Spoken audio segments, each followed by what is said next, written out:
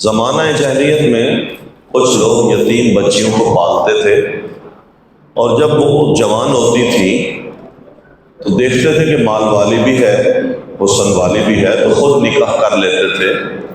لیکن عموم میں جو حقوق عام عورتوں کو دیے جاتے تھے وہ ان عورتوں کو نہیں دیتے تھے۔ تو کہتے گھر تو پالی ہے، اب اس کو کیا وہ حقوق دے؟ اور وہی عورت اگر باہر سے بھی آ کے لائیں تو بہت سارے خرچے کے ساتھ لے کر آنا پڑتی تھی۔ تو اللہ تبارک و تعالیٰ نے اس بات سے منع فرمایا، فرمایا اگر تم ایسا کرتے ہو تو پھر آپ باہر سے جو آپ کو پسند لگے وہ رشتے کر لو، لیکن گھر کی بچی، اگر گھر میں یتیم بچی پالی ہے تو اس کو بھی وہی حقوق ملنے چاہیے جو دوسری عورت کو بیاہ کے لانے میں حقوق ہم دیتے ہیں۔ اللہ تبارک و تعالیٰ نے اس کی بات کی طرف اشارہ کیا۔ اسی طرح جب چھوٹے بچے ناسمجھ ہوں اور آپ کے پاس ان کی امانتیں ہوں تو اس وقت تک ان کو وہ امانتیں نہ دو۔ کسی کی آپ کفالت کرتے ہیں اور آپ کے پاس ان کی امانتیں ہیں تو ان کی امانتیں اس وقت تک نہ دو جب تک وہ سمجھدار نہ ہو جائے۔ بعض نے کہا سمجھدار ہونے سے مراد یہ ہے کہ وہ بالغ ہو جائیں، بعض نے کہا نہیں، سمجھدار ہونے سے مراد یہ ہے کہ وہ اپنے نفع نقصان کو سمجھ جائیں۔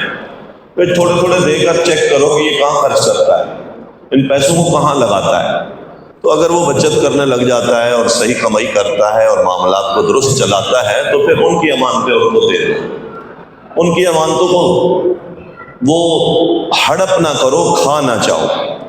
اور یتیم بچوں کے بارے میں یہ بھی تمہیں آگاہی ہونی چاہیے کہ یہ بالغ ہو گئے ہیں، اور جب یہ بالغ ہو جائیں تو ان کا مال ان کو دے دو۔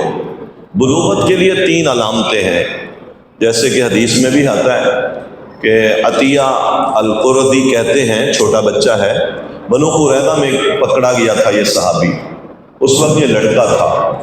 حکم یہ ہو گیا تھا بنو قریظہ کے سارے لوگوں کو قتل کر دیا جائے جتنے بھی جوان ہیں، البتہ جو نابالغ ہیں ان کو چھوڑ دیا جائے اور ان کو غلام بنا لیا جائے۔ تو سب کو جوانوں کو قتل کیا گیا، اور جب ان کی باری آئی تو یہ پتہ نہیں چل رہا تھا یہ غلام ہے، یہ بچہ ہے یا جوان ہے۔ تو فرمایا میرے زیر ناف کے بال دیکھے گئے اور وہ بال نہیں اگے تھے تو مجھے چھوڑ دیا گیا۔ تو ایک علامت یہ بھی ہے کسی کے جوان ہونے کی کہ زیر ناف بال اگر ہو جائیں تو وہ جوان ہے۔ اور بعض روایتوں میں 15 سال کی عمر بھی جوانی بلوغت کی عمر ہے، 15 سال۔ جیسے عبداللہ بن عمر رضی اللہ تعالیٰ عنہ کو نبی صلی اللہ علیہ وسلم نے بدر کے میدان میں جہاد کے لیے قبول نہیں کیا، 14 سال عمر تھی، اور اگلے سال جب وہ آئے خندق کے لیے اس وقت اپنے آپ کو انہوں نے پیش کیا تو نبی صلی اللہ علیہ وسلم نے انہیں قبول کر لیا۔ تو یہ بھی دلیل ہے اس بات کی کہ بلوغت 15 سال کی عمر ہے، یا پھر یہ کیفیت، یا پھر ایک تیسری کیفیت احتلام کی ہے، یہ بھی بلوغت کی دلیل ہے۔ تو یہ 3 دلیلیں ہیں۔ فرمایا یتیم بچوں کے بارے میں تمہیں مکمل فہم ہونی چاہیے، جب تم ان کے بارے میں یہ بات سمجھ لو کہ یہ بالغ ہو گئے ہیں، ان کا مال بھی ان کو دے دو، اور جلدی جلدی ان کے مال کو ہڑپ کرنے کی ضرور کوشش نہ کرو کہ یہ بڑے ہو جائیں گے تو پھر مال کا تقاضا کریں گے، جتنا مجھ سے پہلے ہو سکے کھا لوں۔ فرمایا نہیں، ایسا نہ کرو۔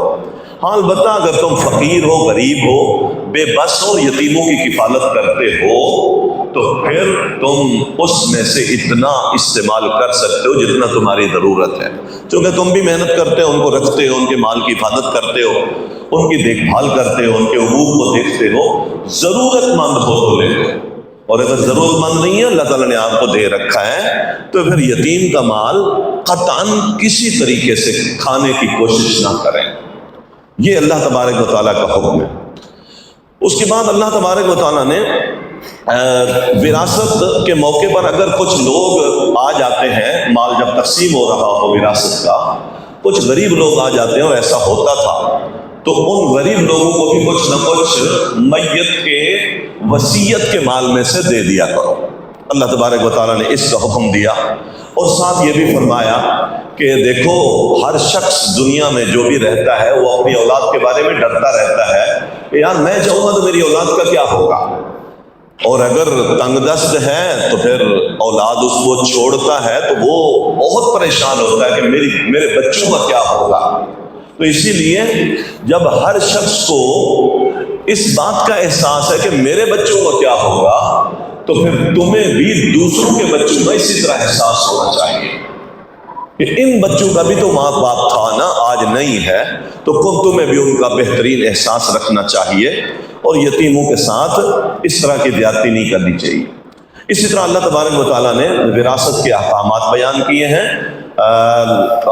5ویں سپارے کے آخر تک، آیت نمبر 10 سے شروع کیا ہے۔ اللہ تبارک و تعالیٰ نے وراثت کے معاملات کو، وراثت ایک علم ہے، اس کے حوالے سے آپ جمعے میں بہت کچھ سن چکے ہیں۔ فوت ہو جانے والے کے مال کو جب تقسیم کیا جاتا ہے، اس کے وصیت کو پورا کرنے کے بعد، اس کے قرضے اتارنے کے بعد، اس کی تجہیز تکفین کے بعد، پھر اس تقسیم کو اللہ تعالیٰ نے بیان فرمایا۔ بیٹی کا کتنا حصہ ہے، بیٹے کا کتنا حصہ ہے، ماں کا کتنا حصہ ہے، باپ کا کتنا حصہ ہے، یہ سارے حصص ہیں جو اللہ تبارک و تعالیٰ نے بیان کیے ہیں، اور فرمایا اللہ تعالیٰ کی حدیں ہیں، ان حدوں سے آگے نہ بڑھو۔ لہذا وراثت کے امور کو بھی ہمیں سمجھنا چاہیے، اور خوش دلی کے ساتھ فوت ہو جانے والے کے فوراً بعد وراثت تقسیم کر دینی چاہیے۔ اس میں سستی کرنا، اس میں کوتاہیاں کرنا، یہ بہت بڑا وبال ہے، اس لیے کہ یہ حقوق کا مسئلہ ہے، اور حقوق اگر کسی کے سلب ہو گئے میرے کسی کردار کی وجہ سے، تو قیامت کے دن یہ بڑے گھاٹے کی بات ہے۔ ان سارے امور میں اللہ تبارک و تعالیٰ نے بیان فرمایا ہے وراثت کو۔ پھر اس کے بعد اللہ تبارک و تعالیٰ نے کچھ تذکرہ کیا پہلے زمانے میں، یعنی اسلام کے ابتدائی زمانے میں بھی اور زمانہ جاہلیت میں بھی، جب کوئی عورت بدکاری کر لیتی تھی تو ان کو بند رکھا جاتا تھا، اور عورتوں پر سختی کی جاتی تھی، اور کہا جاتا تھا بھائی گھر میں رہو، ہر طرح کی تشدد بھی کیا جاتا تھا۔ پھر اسلام نے اس چیز کو ختم کر کے ایسا کام کرنے والی عورتیں، بدکاری کرنے والی عورتوں کے لیے سزا مقرر کی۔ شادی شدہ ہے تو اس کو سنسار کیا جائے، رجم کیا جائے، اور اگر بغیر شادی شدہ ہے تو پھر اس کو 100 کوڑے مارے جائیں۔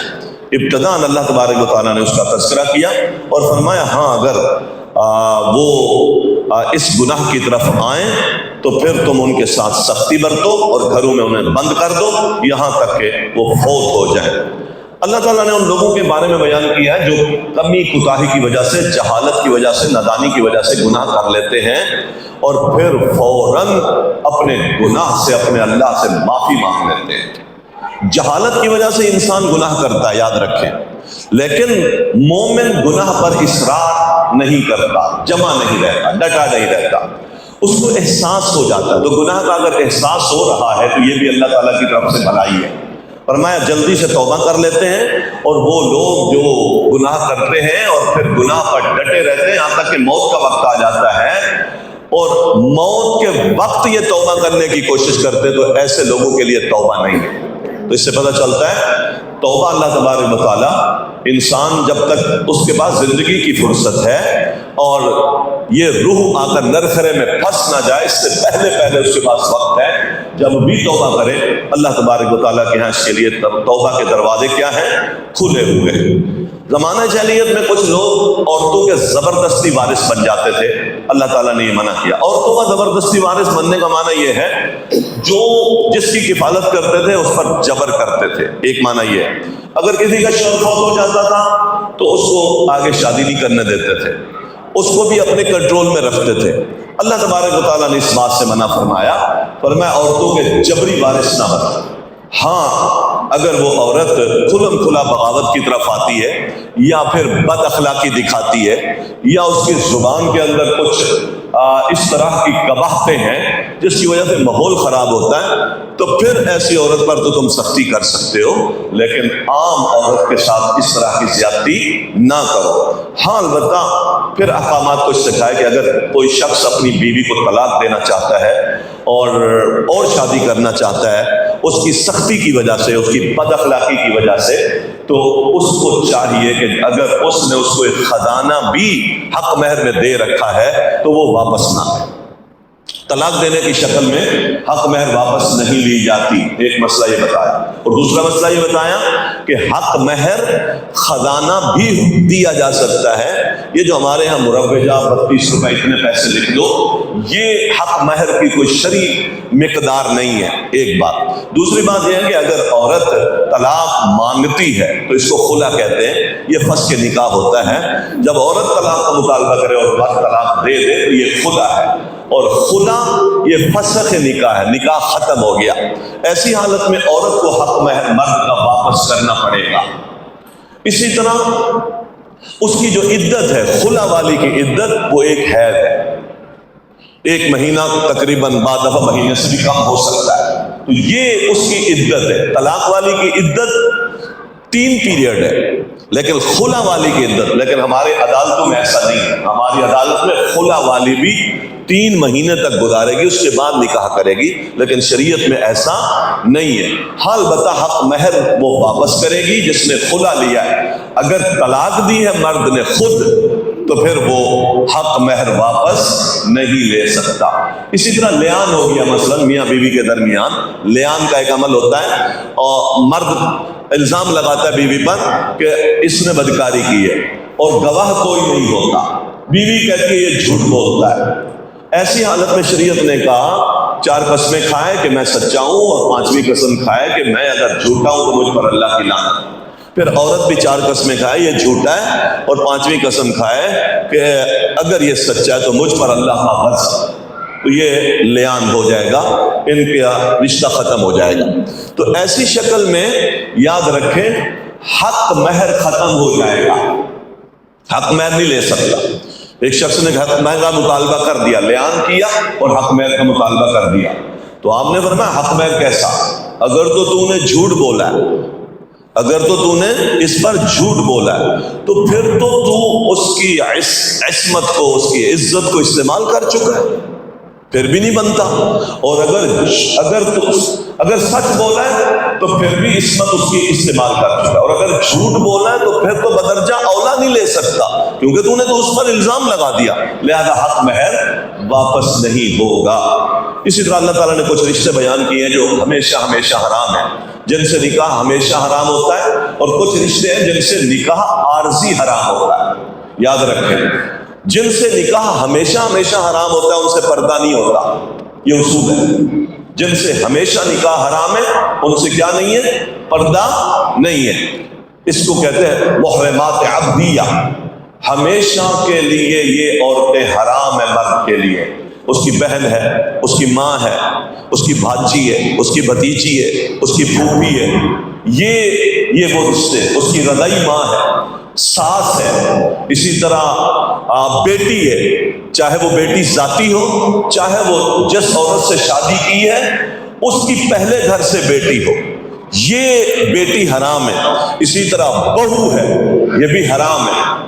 ساس حرام ہے تو بہو بھی ہمیشہ ہمیشہ کے لیے حرام ہے۔ یہ وہ رشتے ہیں جو ہمیشہ ہمیشہ کے لیے حرام ہیں۔ مثلا کچھ لوگ کہتے ہیں یہ کزن ہے میری، یہ میری بہن ہے، میں سے تو اس سے نکاح نہیں کرتا ہوں، تو یہ اس کی غیر محرم ہے۔ یاد رکھیں یہ کزن، پھوپھی کی بیٹی، چاچا کی بیٹی، ماموں کی بیٹی، یہ بھی اگرچہ بہت سارے لوگ ان کو بہنیں کہتے ہیں لیکن یہ غیر محرم ہے، ان سے نکاح ہو سکتا ہے، سگی بہن سے نکاح نہیں ہو سکتا۔ اسی طرح رضعی بہن سے نکاح نہیں ہو سکتا، جس نے دودھ آپ کے ساتھ پیا ہے رضعی بہن ہو جاتی ہے۔ ماں سے نکاح نہیں ہو سکتا، بیوی کی ماں سے بھی نکاح نہیں ہو سکتا، بیوی کی ماں سے بھی نکاح نہیں ہو سکتا۔ اگرچہ ایک شخص نے اپنی بیوی کو سے نکاح کیا، رخصتی بھی نہیں ہوئی، تو اس کی ماں ساس بن گئی ہے، یہ ہمیشہ حرام ہو گئی۔ کتنی بڑی بات ہے، ساس کو اللہ تعالیٰ نے کتنا درجہ دیا ہے۔ اسی طرح ایک شخص نے ایک عورت سے نکاح کر لیا اور وہ گھر میں لے آیا، اب طلاق ہو گئی، اس عورت کی اگر بیٹی ہے کسی اور گھر سے تو وہ بھی ابدی حرام ہو گئی۔ اسی طرح ایک شخص ہے، اس نے نکاح کیا اب اس نے طلاق دے دی، تو اس لڑکی سے اس مرد کا ابا یعنی بہو سے کسی صورت میں سسر نکاح نہیں کر سکتا، سسر بہو سے نکاح نہیں، لیکن کون سی بہو؟ سگے بیٹے کی بہو، سوتیلے بیٹے کی نہیں۔ تو یہ رشتہ دار ہیں جو اللہ تبارک و تعالیٰ نے بیان کیے۔ کچھ رشتے ہوتے ہیں جو عارضی طور پر حرام ہوتے ہیں، किसी वजह से हराम होते। मसलन साली से निकाह नहीं हो सकता जब तक उसकी बहन आपके घर में मौजूद है। तलाक हो गई तो फिर साली से निकाह हो सकता है, वो फौत हो गई तो फिर साली से निकाह हो सकता है। लेकिन इस वक्त आर्जी तौर पर निकाह नहीं हो सकता, और जिनसे आर्जी तौर पर निकाह नहीं हो सकता उससे पर्दा है। लिहाजा साली क्या करेगी? पर्दा करेगी। हमारे यहाँ चाची पर्दा नहीं करती, मामी पर्दा नहीं करती, हालांकि ये गैर महरम है। चाचा की घर वाली ये गैर महरम है। हम कहते हैं नहीं, चाची कहां से पर्दा करेगी? और भतीजा है तो ये मर्द का है, औरत का नहीं है। लिहाजा चाची पर्दा करेगी, मामी पर्दा करेगी, इनसे निकाह हो सकता है। अगर मामा छोड़ दे तो भांजा निकाह कर सकता है, अगर चचा अपनी घरवाली को छोड़ दे तो भतीजा निकाह कर सकता है। तो ये हमेशा, इसलिए जिनसे किसी भी जमाने में या दौरानिये में निकाह हो सकता है उनसे पर्दा है। ये उसूल याद रखें, किसी भी कैफियत में निकाह हो सकता है। जिनसे हमेशा हमेशा निकाह नहीं हो सकता उनसे पर्दा नहीं है। जिनसे किसी भी मोड़ पर कोई निकाह की गुंजाइश निकलती है उनसे पर्दा है। ये मुहर्रमात अबदिया नहीं है, ये किसी वजह से हराम है। भाई दो बहनें एक निकाह में नहीं हो सकती। इसी तरह एक औरत है, वो खाला है और उसकी भांजी है, इन दोनों से एक टाइम में निकाह नहीं हो सकता। चच्ची भतीजी से निकाह नहीं हो सकता। चच्ची से मुराद वो औरत चच्ची है और उसकी फूफी है और उसकी जो भतीजी है, इन दोनों से एक ही मर्द शादी कर ले, ऐसा नहीं हो सकता। एक ही मर्द दो बहनों से शादी नहीं कर सकता, एक ही मर्द फूफी भतीजी से निकाह नहीं कर सकता, एक ही मर्द खाला भांजी से निकाह नहीं कर सकता। अपनी खाला भांजी नहीं, वो आपस में खाला भांजी लगती है तो इनसे निकाह नहीं होता। ये इनको एक निकाह में जमा नहीं किया जा सकता। ये अल्लाह तबारक व तआला ने बातें बयान फरमाई है। इससे ये पता चलता है कि बहनोई से पर्दा करेगी साली। अब वो कहते मैं तो पर्दा कैसे करूंगी, इसलिए कि मेरी तो बहन है इसके घर में, मेरा तो इससे निकाह ही नहीं हो सकता। तो जिसकी फिर 4 बीवियां हैं उससे तो फिर कोई औरत निकाह ना पर्दा ना करे, इसलिए कि 4 से ज्यादा तो शादी ही नहीं हो सकती। तो फिर सारी औरतें उससे पर्दा करना ही छोड़ दें कि इसकी तो 4 पूरी हैं, अब हम क्यों? तो ये पर्दा इस वजह से थोड़ी होता है। पर्दा तो अल्लाह ताला ने जो रिश्ते हराम किए हैं उसकी वजह से नहीं है। जो रिश्ते अल्लाह ने हराम नहीं किए उसकी वजह से फिर पर्दा है। लिहाजा वो औरतें जो शोहर वालियां हैं उनसे भी निकाह नहीं हो सकता वक्ती तौर पर। मतलब एक औरत निकाह वाली है और वो जाके कहीं और निकाह कर ले, ऐसा नहीं हो सकता। इल्ला ये कि वो मैदान जिहाद में जाती है, वहां पकड़ी जाती है, लौंडी बन जाती है। अब उसका शोहर तो मौजूद है, शोहर तो मौजूद है, लेकिन अगर इस्तिबराए रहम हो जाए, पता चले कि ये हामला नहीं है, तो इस लौंडी को जिसके हिस्से में ये आएगी वो इसको अपने पास रख सकता है। अब इसका अगरचा शोहर मौजूद है लेकिन ये लौंडी की शक्ल में फिर हलाल हो जाएगी। ये सारी बातें अल्लाह तबारक व तआला ने इसमें फरमाई हैं। और फिर ये भी बात बयान फरमाई कि औरतों से निकाह करो, पाक दामन औरतों से निकाह करो और उनको हक महर भी दो। ऐसी औरतें जो बदकारा हूँ या छुपे दोस्त बनाने वाली हूँ और बेहयाई और फहाशी की तरफ बातें आने वाली हूँ, इनसे निकाह ना करो। और फरमाया तुम्हें निकाह कर लेने चाहिए अगर तुम्हें इस बात का खतरा हो कि हम बेहयाई में मुब्तला हो जाएंगे, तो बेहयाई करने से बेहतर है तुम निकाह कर लो। पाक दामनी इख्तियार करने के लिए अल्लाह ताला ये चाहता है कि तुम्हें वो पाक करे, और काफिर ये चाहते हैं कि तुम्हें शहवात में मुब्तला करके उसी में धकेल दे।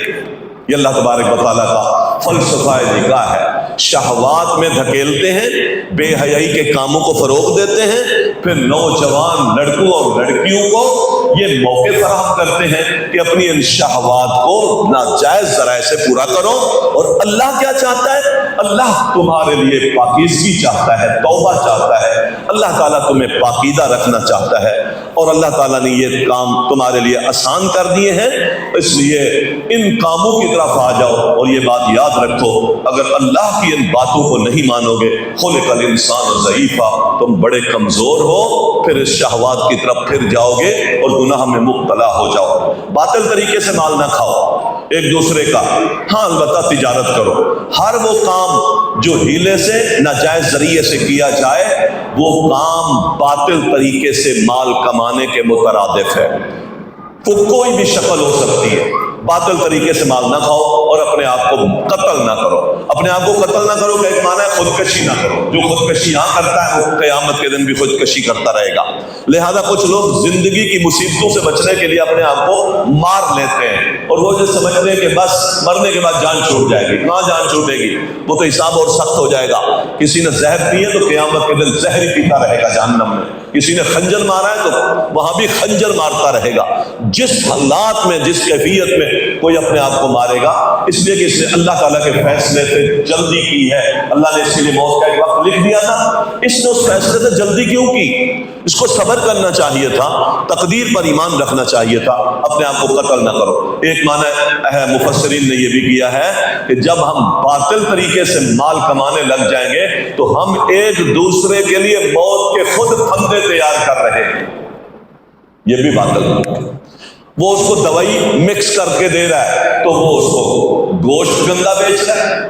وہ اس کو گندے آئل میں سموسے تل کے دے رہا ہے تو وہ اس کو دودھ میں پاؤڈر ملا کے دے رہا ہے. تو ہم ایک دوسرے سے لیتے ہیں نا چیزیں، تو پھر کیا ہوگا؟ اس نے اس کو مارا، اس نے اس کو مارا. تو اللہ تعالیٰ کہتے ہیں تم کس کو مار رہے ہو؟ آپ اپنے آپ کو مار رہے ہو. باطل طریقے سے، ملاوٹ کے ساتھ اور دھوکے کے ساتھ ایک دوسرے جب ہم مال کمائیں گے تو وہ آپ کو دھوکہ دے گا، آپ اس کو دھوکہ دیں گے.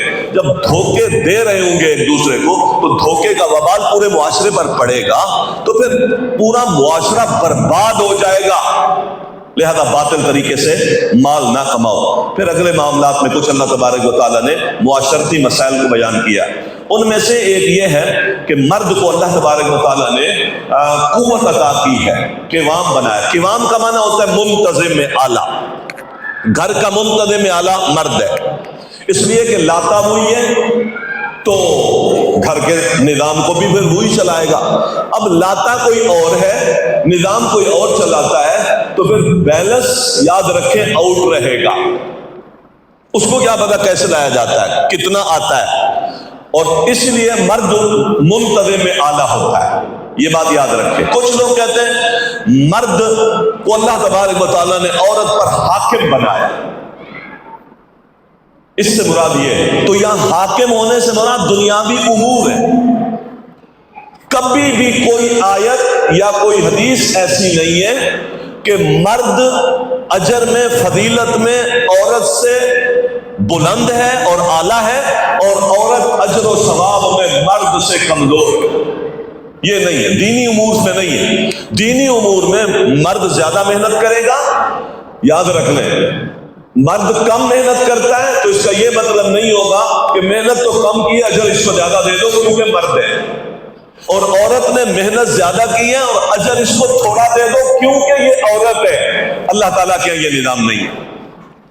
عورت کمزور ہے لیکن عمل یہ زیادہ کرتی ہے تو اللہ تعالیٰ اس کی اس کمزوری کی وجہ سے اس کے اجر میں کمی نہیں کرتا. ہاں البتہ یہ بات کہہ دی مرد کو بھی عورت کی، دیکھیں ایک دوسرے پر جو اللہ تعالیٰ نے تمہیں نعمتیں عطا کر دی ہیں، صلاحیتیں عطا کر دی ہیں، ایک دوسرے کو دیکھ کر تمنا نہ کرو کہ اس کی بیوی، اب اس کی بیوی میں بہت ساری خصلتیں، اس کی بیٹی اس میں بہت ساری خصلتیں جو میری بیٹی میں نہیں ہے، اس کی بیوی میں بہت ساری خصلتیں جو میری بیوی میں نہیں ہے. اب اس پر تمنا کرنا یار میری بیوی تو بیکار ہے، وہ اس کی بیوی اچھی ہے، ویسی ہوتی نہ تو. اور ہو سکتا ہے کہ جو خصلتیں اللہ نے آپ کی بیوی کو دی ہے وہ اس کو نہ دی ہو. تو یہ تمنا نہ کرو.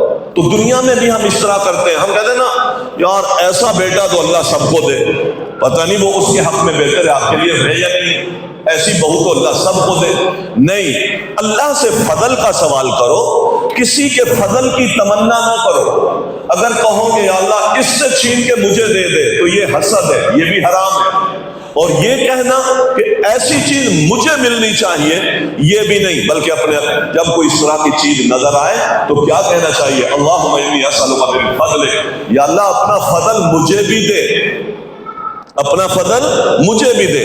تو ہم بعض دفعہ معاشرے کے افراد جیسا بننا چاہتے ہیں، او بھائی اس کے اندر کچھ اچھائیاں ہیں تو خامیاں بھی ہوں گی، اور وہ جو اچھائیاں اس میں ہے وہ آپ میں اگر نہیں ہے تو آپ میں جو اچھائیاں ہیں وہ اس میں نہیں ہے۔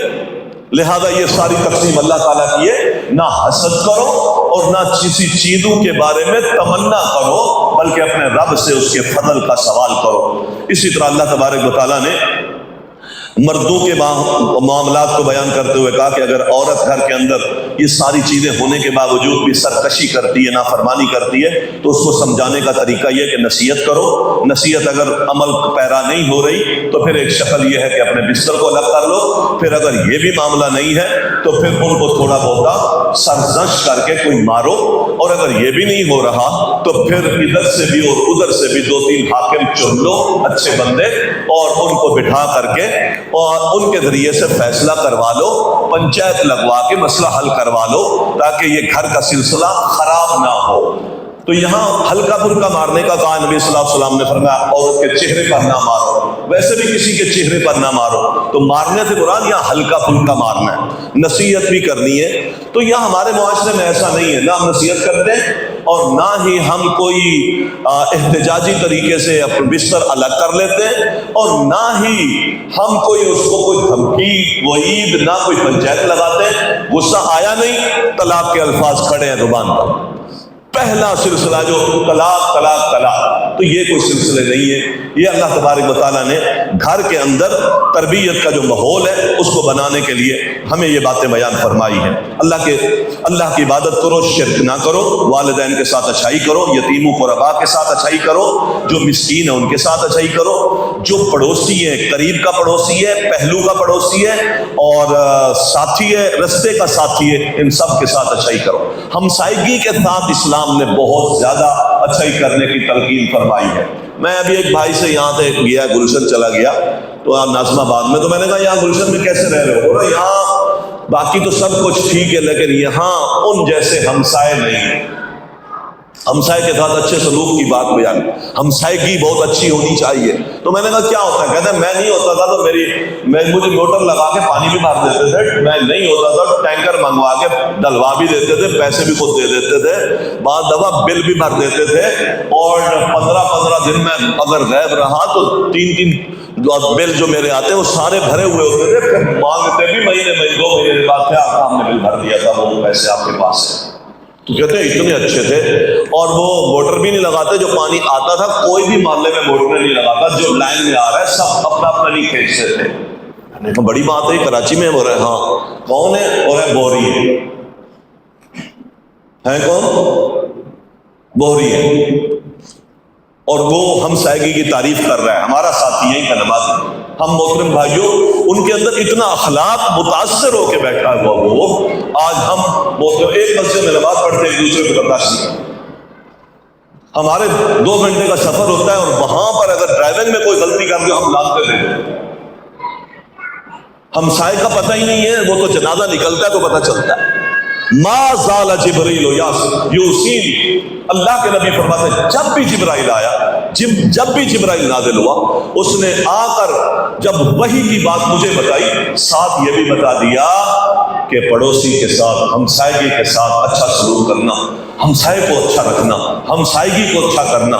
اور مجھے یہ گمان ہونے لگا کہ ان قریب جبرائیل اللہ کی طرف سے یہ پیغام لے کے آ جائے گا کہ ہمسائے کو اللہ نے وراثت میں حقدار بنا دیا۔